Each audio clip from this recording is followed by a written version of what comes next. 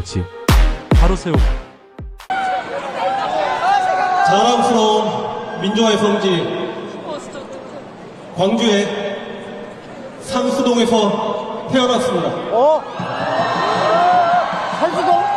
1980년 5월 그래? 저는 8살이었고 농성동에 살고 있었는데 아버지께서 두꺼운 솜니부를 망치질을 해가며 창문을 가리는 걸 보았고 총알이 집에 들어올 수 있으니 그렇다라고 하셨습니다. 학교를 안 가서 좋긴 하였지만 워낙 답답해서 동생을 데리고 큰 길가로 나갔는데 군인들이 탱크를 몰고 들어오고 있었습니다. 지금 생각해보면 그날이 5월 26일이었던 것 같습니다. 당시 8살이었기 때문에 그 탱크를 따라다니면서 군인 아저씨 화이팅 하고 외쳤습니다. 어떤 아저씨가 저를 잡더니 나쁜 군인들이다. 군인들 따라가지 말아라. 빨리 집에 들어가라. 어린 저는 집으로 들어가면서 우리나라 군인에게 저렇게 나쁘다라고 이야기하는 사람은 간첩일 것이다. 그래서 엄마에게 엄마 나 오늘 간첩 만났어. 그랬더니 엄마가 제 엉덩이를 손바닥으로 때리면서 눈시울이 붉어지셨어요. 저는 광주 살레시오 고등학교를 졸업했습니다. 그리고 그 살레시오 고등학교에서 교편을 잡았습니다. 살레시오 고등학교는 5월달이면 향냄새가 진동합니다. 그리고 살레시오 고등학교를 졸업하신 우리 살레시오 고등학교 졸업생들 스스로 살레시안이라고 하는데 그 살레시안들이 한 명도 빠짐없이 종이학을 접습니다. 바로 살레시안 선배였던 5.18 광주 민주화운동 당시 시민군 대변인이었던 윤상원 열사를 기리기 위함이었습니다. 5월달이면 살레시오 고등학교는 5.18 광주 민주화운동 기념식을 열었습니다. 하루는 그 윤상원 열사 아버지께서 백발이 멋있게 늙으셨는데 아들의 정신을 살레시안들이 계승했으면 좋겠다라고 하면서 고등학교 시절 윤상원의 일기를 손수 제작하여 전교생에게 나눠주셨습니다. 저는 교사였던 시절 그 일기장을 읽었습니다. 하루는 고등학생 윤상원이 아버지에게 이렇게 이야기합니다. 세상에는 힘들게 사는 사람들이 많은데 나 혼자 열심히 공부한다고 세상이 바뀔 것 같지 않습니다. 아버지 제가 어떻게 해야 됩니까? 윤상원 열사 아버지께서 윤상원에게 이렇게 이야기합니다. 아들아, 넌 아직 어리니 열심히 공부해서 좋은 대학을 간 이후에 이 이야기를 나누자꾸나. 그때 고등학생 윤상원이 아버지에게 이렇게 반문을 합니다. 저 혼자 열심히 공부한다고 내가 좋은 대학 간다고 세상이 바뀔 수 있습니까? 그 윤상원 열사가 지금 여러분 뒤에 보이는 저 도청에서 5월 27일 돌아가셨습니다. 그때 저는 8살이었지만 제가 18살이었고 만약 제가 28살이었으면 5월 27일 마지막 상무충정 작전 때 공수부대가 총을 들고 오는데 도청에서 남을 수 있었을까 여러 번 고민했습니다. 쉽지 않습니다. 그래서 5.18 민주화운동 당시에 저 도청을 지키고 실제로 이 도청에서 앞에서 금남로에서 많은 민주투사들이 쓰러졌고 돌아가셨고 그래서 우리는 그들을 존경합니다. 한국의 민주주의는 광주의 피를 먹고 자란다는 말이 있습니다. 그 피가 뿌려진 이 금남로에 비상계엄을 옹호하고 내란 후계를 지지하고 학살을 동조하는 자들이 이곳에서 집회를 하겠다라고 합니다. 광주는 대한민국의 민주주의를 대표하는 도시이기 때문에 대한민국 국민 어느 누구나 아니 전 세계인들이 이곳 광주에 와서 얼마든지 자유스럽게 자신이 하고 싶은 이야기를 해도 되는 도시입니다. 그러나 최소한 광주에서 내란 후계를 옹호하고 학살을 지지하는 비상계엄을 지지하는 집회를 한다는 것은 홀로코스트가 행해진 곳에 나치 추종자들이 그곳에서는 집회를 한다는 것입니다. 솔직히 말씀드리면 한 일주일 전부터 속이 뒤집어졌습니다. 그래도 우리 광주 고향 시민들 만나서 같은 하늘 아래 이렇게 공기를 마시니까 너무 좋습니다.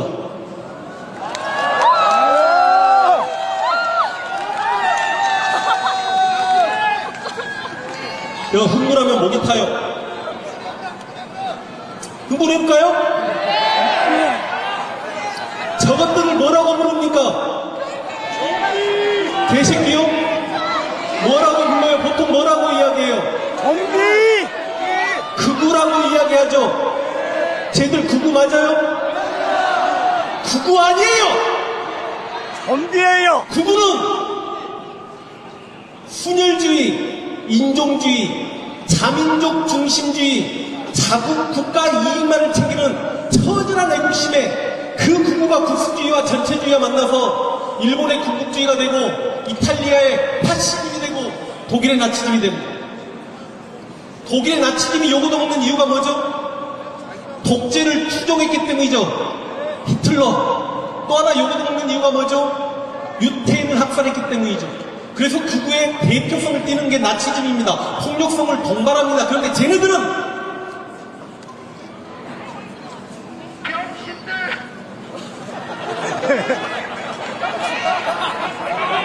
친일 매국 세력이잖아요. 독재 추종 세력이잖아요. 학살 동조 세력이잖아요. 그래서 저기 추종했던 사람들 한번 보십시오.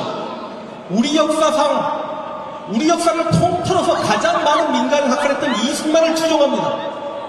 간첩 사건 조작했던 그렇게 많은 민주투사들 죽였던 박정희를 존경합니다. 전두환을 추종하고 수고대상 500명, 아마 그 500명 안에 저도 들어있을 것 같은데 그 윤석열을 지지합니다. 이게 무슨 차이가 있는지 아십니까? 나치는 자민족 우월주의 입각에서 유대인을 죽였어요. 근데 저들은 같은 민족을 학살했던 사람을 추종하는 새끼들입니다. 나쁜 놈 아닙니까? 저 혼자 억울합니까 지금? 맞습니다. 기본적으로 구구라 하면 애국심을 동반해야 되는데 저들은 친일 매국 세력이고 자학사관에 빠져서 우리 조선의 역사를 비하하고 세종대왕을 공격하고 식민지 근대화론을 옹호하는 세력이고 그리고 학살을 지지하는데 같은 민족을 죽였던 학살자를 지지하는 세력이기 때문에 저들을 부를 수 있는 단어는 존재하지 않습니다. 그래서 오늘 광주로 내려오면서 대체 저들을 뭐라고 불러야 될까? 가짜 구구라고 불러야 될까? 너무 약하다. 지금 저희가 제작하고 있는 영화 독립전쟁의 감독님이 기가 막힌 단어를 하나 주셨습니다. 저들은 아무리 죽이려고 해도 죽지 않는 매국 좀비다. 좀비! 그런데 좀비! 좀비라고 말하나요? 저 매국 좀비들이 외국 좀비. 비상계엄을 지지합니다. 외국요. 우리 비상계엄이 지금까지 우리 역사상 12번 있었는데 6.25 전쟁 때 있었던 전시 비상계엄 빼고 10번의 비상계엄을 잠깐 이야기해보고자 합니다. 10번 중에 4번을 이승만이 했습니다. 여수, 순천 사건, 4.3 사건, 부산 정치 파동, 그리고 4.19 전부 다 자신의 권력을 지켜내기 위한 어찌 보면 친일 쿠데타적 성격이 있었고 4.3 사건과 여수 순천 사건은 전시 사변에 준한다라고 인정해서 비상계엄을 선포하는 걸 받아들인다고 하더라도 여수 순천 사건 때 민간인이 5,000명에서 7,000명 죽습니다. 4.3 사건 때 민간인이 빨개가 아닌 그냥 민간이 14,442명 죽고 제주도에서 추산하기는 3만 명에서 8만 명까지 죽었다라고 예상을 합니다. 4.19 때 비상계엄 선포해서 수백 명이 죽고 수천 명이 부상당했습니다. 그 다음 박정희가 비상계엄을 4번 합니다. 5.16 군사 쿠데타, 일종의 자기 권력을 잡기 위한 비상계엄이었죠. 일본과 수교를 반대하는 6.3 시위 때 그 일본과 수교하자고 비상계엄을 해서 1,000명 이상을 체포합니다. 그리고 자신이 종신 대통령이 되겠다고 유신헌법을 발표하면서 비상계엄을 발표합니다. 그리고 자신의 독재에 저항하는 저 부산, 마산 시민들의 항쟁 군망대 때 비상계엄을 선포해놓고 같은 민족을 학살했던 사람을 추종하는 새끼들입니다. 나쁜 놈 아닙니까? 저 혼자 억울합니까 지금? 맞습니다. 기본적으로 구구라 하면 애국심을 동반해야 되는데 저들은 친일 매국 세력이고 자학사관에 빠져서 우리 조선의 역사를 비하하고 세종대왕을 공격하고 식민지 근대화론을 옹호하는 세력이고 그리고 학살을 지지하는데 같은 민족을 죽였던 학살자를 지지하는 세력이기 때문에 저들을 부를 수 있는 단어는 존재하지 않습니다. 그래서 오늘 광주로 내려오면서 대체 저들을 뭐라고 불러야 될까? 가짜 구구라고 불러야 될까? 너무 약하다. 지금 저희가 제작하고 있는 영화 독립전쟁의 감독님이 기가 막힌 단어를 하나 주셨습니다. 저들은 아무리 죽이려고 해도 죽지 않는 매국 좀비다. 좀비. 그런데 좀비. 아까 좀비라고 말하려고. 저 매국 좀비들이 외국 좀비. 비상계엄을 지지합니다. 외국요. 우리 비상계엄이 지금까지 우리 역사상 12번 있었는데 6.25 전쟁 때 있었던 전시 비상계엄 빼고 10번의 비상계엄을 잠깐 이야기해보고자 합니다. 10번 중에 4번을 이승만이 했습니다. 여수 순천 사건, 4.3 사건, 부산 정치 파동, 그리고 4.19 전부 다 자신의 권력을 지켜내기 위한 어찌 보면 친일 쿠데타적 성격이 있었고 4.3 사건과 여수 순천 사건은 전시 사변에 준한다라고 인정해서 비상계엄을 선포하는 걸 받아들인다고 하더라도 여수 순천 사건 때 민간인이 5,000명에서 7,000명 죽습니다. 4.3 사건 때 민간인이 빨개가 아닌 그냥 민간이 14,442명 죽고 제주도에서 추산하기는 3만 명에서 8만 명까지 죽었다라고 예상을 합니다. 4.19 때 비상계엄 선포해서 수백 명이 죽고 수천 명이 부상당했습니다. 그 다음 박정희가 비상계엄을 4번 합니다. 5.16 군사 쿠데타, 일종의 자기 권력을 잡기 위한 비상계엄이었죠. 일본과 수교를 반대하는 6.3 시위 때 그 일본과 수교하자고 비상계엄을 해서 1,000명 이상을 체포합니다. 그렇지, 맞아요. 그리고 자신이 종신 대통령이 되겠다고 유신헌법을 발표하면서 비상계엄을 발표합니다. 그리고 자신의 독재에 저항하는 저 부산, 마산 시민들의 항쟁 군망대 때 비상계엄을 선포해놓고 캄보디아의 킬리필드처럼 우리도 100만 명 죽이면 조용해지지 않겠냐라는 차지찬의 말에 미소 짓고 웃다가 김재규의 총을 맞고 죽었습니다. 박정희가 그렇게 죽고 난 직후에 대통령이 죽었으니 11.6으로 바로 비상계엄이 선포됩니다. 당시 국무총리였던 최규하가 선포한 거나 다름없지만 곧 서울에 이상한 빛이 비치기 시작했고 사람 머리에서 나오는 빛이었습니다. 전두환이 등장했고 12.12 군사 쿠데타를 일으키면서 당시 비상계엄 사령관이었던 정수화를 체포해버렸기 때문에 사실상 그 비상계엄은 이제 전두환께 된 겁니다. 그 전두환이 서울에 본 그 난리통에도 계엄군을 한 번도 서울에 집어넣지 못하다가 공수부대 얼굴 콧대기도 서울에서는 내놓지 못하다가 그 서울의 봄이 5월 15일 날 끝나고 5월 16일 날 고려대 학생들의 시위가 끝나고 5월 17일 밤 12시에 아무도 모르게 비상계엄을 확대했고 5월 18일은 일요일이었고 지금처럼 인터넷 시대도 아니고 핸드폰도 없었고 김대중이 내랑 수개죄로 구속됐다는 걸 아는 광주 시민들이 없었던 그 5월 18일 아침에 전남대학교 앞에서 무자비한 폭행을 가하면서 학살이 시작됐고 그게 5.18 광주 민주화 운동입니다. 방금 말씀드린 비상계엄은 이승만, 박정희, 전두환의 비상계엄 용납할 수가 있습니다. 그런데 윤석열의 비상계엄은 용납하고 안 하고를 떠나서 코믹스럽습니다. 전시 상황이나 사면에 준하는 상황도 아니었고 공공의 안녕을 헤아려야 되는 시기도 아니었습니다. 대체 왜 비상계엄을 했대요? 아니 독재국가가 아니고 민주국가에서 공산주의 국가가 아니고 자본주의 국가에서 후진국도 아니고 선진국에서 국민소득이 3만 달러가 넘는 나라에서 요소야를 싫다고 비상계엄했던 것도 아마 역사상 윤석열이 최초일 거고 자기 마누라 특검 맞자고 비상계엄한 것도 윤석열이 최초일 것입니다. 이렇게 평화시에 비상계엄이 선포되는 것 자체가 아마 최초이고 그 비상계엄이 2시간 만에 해제되는 것도 역사상 최초일 것입니다. 저 윤석열이 뭐라고 이야기했냐? 정복 반국가 세력을 석탕하고 헌정 질서를 유지하기 위해 비상계엄을 했다라고 합니다. 여러분 정복이십니까? 제가 정복인가요? 유유상종이라고 제 주변의 90% 정도는 소위 진보입니다. 그런데 최근 몇 년간, 아니 십수년간 북한을 찬양 고모하거나 김일성을 추종하는 자를 만난 적이 없습니다. 그런 사람들 만나면 우리 손절하지 않습니까? 그래서 우리가 광주광역시에서 그냥 김일성 개새끼 받고 시작합시다.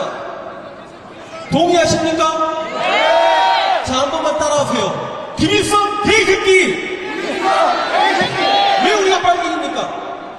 김일성 날리고 나서 일단 우리는 정복이 아니고 반국가 세력은 누굽니까 그러면?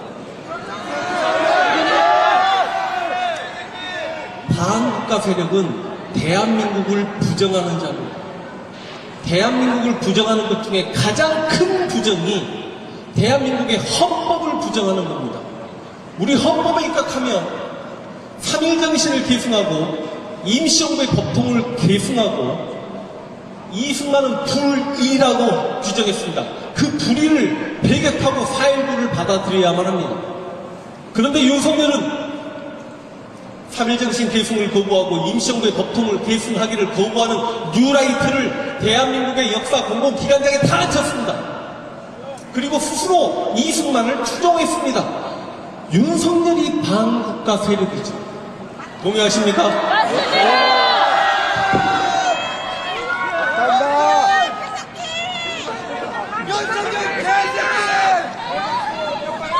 지금 윤석열 탄핵을 반대하는 사람들이 있습니다. 윤석열 탄핵이 기각이 되면 그냥 바로 갑시다. 윤석열 대통령 자리에 다시 앉게 되면 어떤 일이 벌어지느냐? 비상계엄의 공포 속에 살아야 합니다. 김대중 전 대통령이 가장 크게 잘못한 것 중에 하나가 전두환 이 새끼를 1년 만에 꺼내준 겁니다. 전두환을 1년 만에 꺼내줬기 때문에 윤석열 일당이 겁대가리 없이 비상계엄을 한 거예요.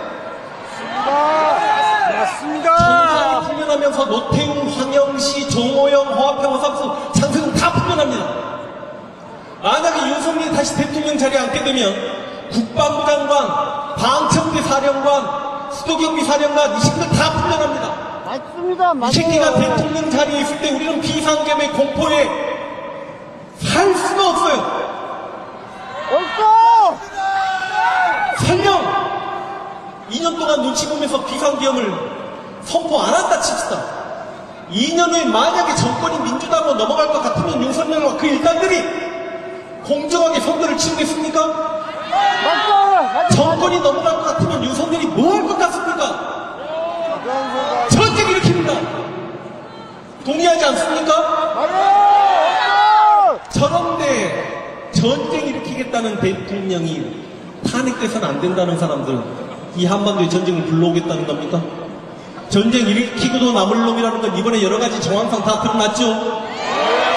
또 하나, 대한민국에서 가장 슬픈 현실이 이승만을 추종하는 자들이 많고 그것이 소위 현재 대한민국 보수, 극우, 저 교회 집단이라는 건데 이게 문제가 뭐냐? 이승만은 우리 역사상 전시 상황 이건 아닌 걸 떠나서 전장에서 적으로 만난 사람이 아닌 자국의 민간인을 가장 많이 죽인 게 이승만인데 그런 이승만을 추종하는 저들은 윤석열 대통령 자리에 있어서 전쟁을 일으키면 얼마나 많은 민간인을 또 죽이겠냐고.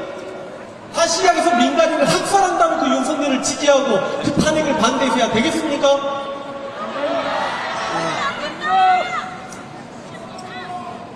제가 실은 일치가 않는데 기다리다가 너무 지쳐버려가지고 이순신 장군께서 뭐라고 하셨죠? 호남에 대해서?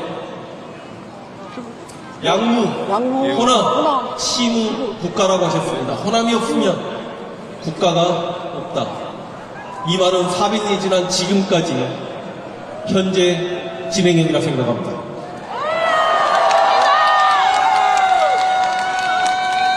실제로 우리 민초들은 국가로부터 받은 게 없음에도 국가가 위기에 닥치면 목숨을 걸고 국가를 실제로 우리 민초들은 국가로부터 받은 게 없음에도 국가가 위기에 닥치면 목숨을 걸고 국가를 위기에서 구하려는 아름다운 DNA가 있고 그 DNA 중심은 호남입니다. 실제로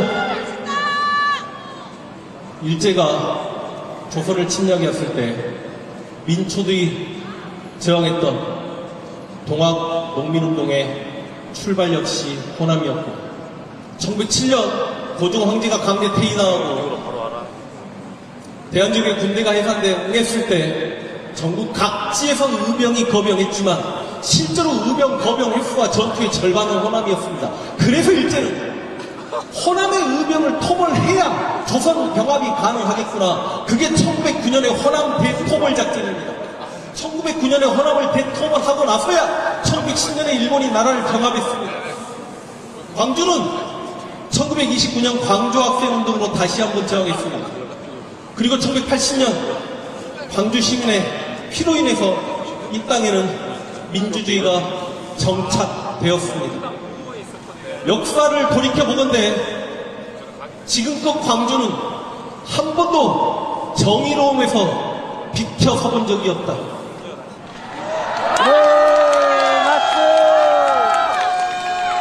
저렇게 정의로움에 열등의식 있는 자들이 광주를 폄훼하고 윤석열을 지지하는 새끼들이다. 빨리 끝내라고 합니다. 자랑스러운 광주 시민들 그리고 아름다운 진보 정신을 가지고 사는 대한민국 국민들과 함께 7.1 매국 세력과 독재 추종 세력 그리고 학살 세력이 더 이상 이 땅에서 큰 소리 치지 않는 아름다운 대한민국을 만들어서 후손들에게 물려주어야 하는 게 분단 시대를 살아가는 저희의 의무이고 사명이라 생각합니다. 광주 시민들이 앞장서서 그렇게 아름다운 대한민국을 만들어 주실 걸 바라며 저는 강의를 마칠 수 있도록 하겠습니다.